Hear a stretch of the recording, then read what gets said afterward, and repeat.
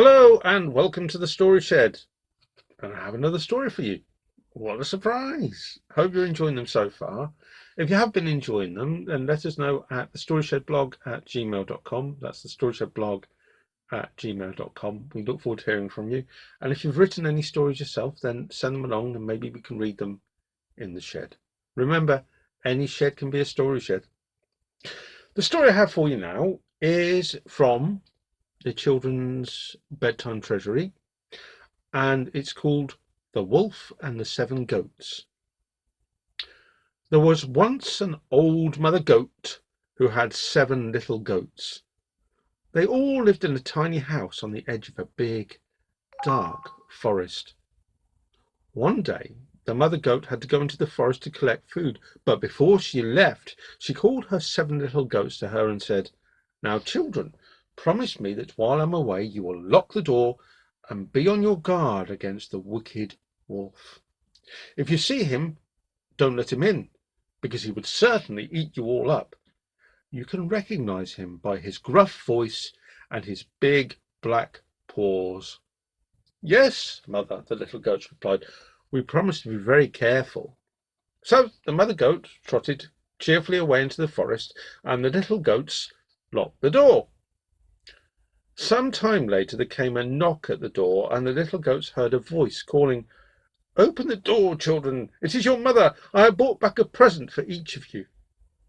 But the little goats heard that the voice was gruff and not the gentle voice of their mother, and so they called, "No, no, we will not let you in. You do not have a soft voice like our mothers. You have a gruff voice. You are the wolf." So the cunning wolf went to a shop, stole a jar of syrup and swallowed it to make his voice soft. Then back he went to the little house by the forest.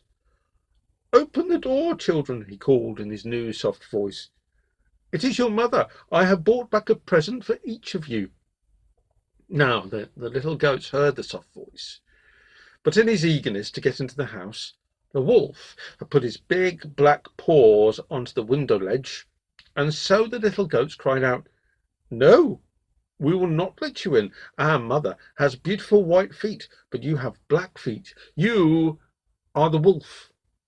So the wolf ran back into the village and went to the baker's shop, where he stole some flour and covered his paws in it.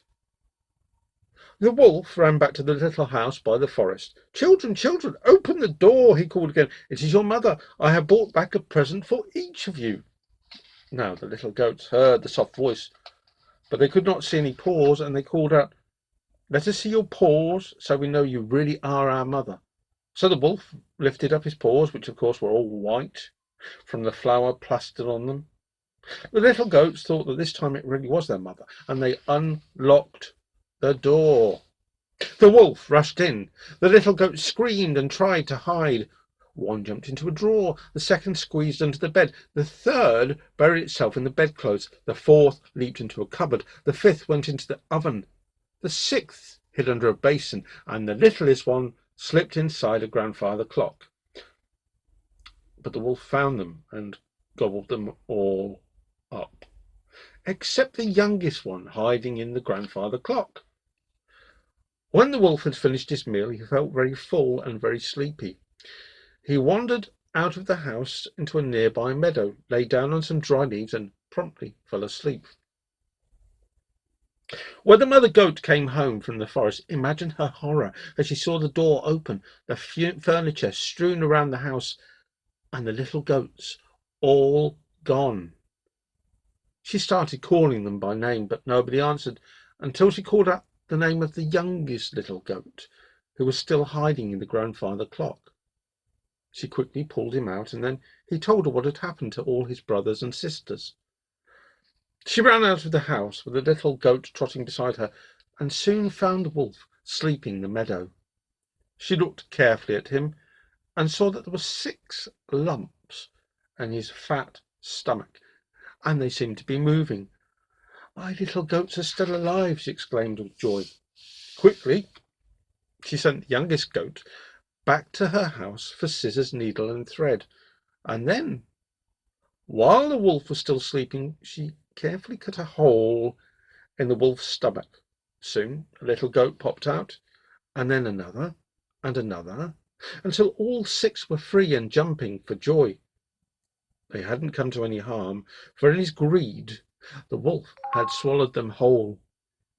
"Quick!" cried the mother goat, "fetch me some rocks from the river so that I can fill up the wicked wolf's stomach." So the little goats each fetched a rock, and the mother goat sewed them up inside the wolf's stomach. When the wolf awoke, he was very thirsty. "What is the matter with me?" he thought.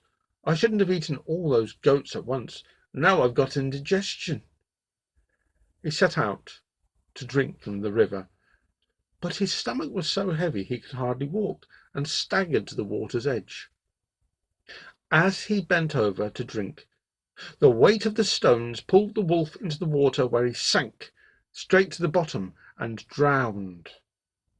Then the mother goat and all her little goats, who'd been watching, danced for joy, for never again would they be afraid of the wicked wolf. That's the end of the story, The Wolf and the 7 Goats. We hope that you enjoyed it. If you did, let us know. If there's any stories you'd like to hear, you can write to us at thestoryshed@gmail.com. That's thestoryshed@gmail.com. And in the meantime, take very good care, be well, and bye bye. Bye bye. Bye bye.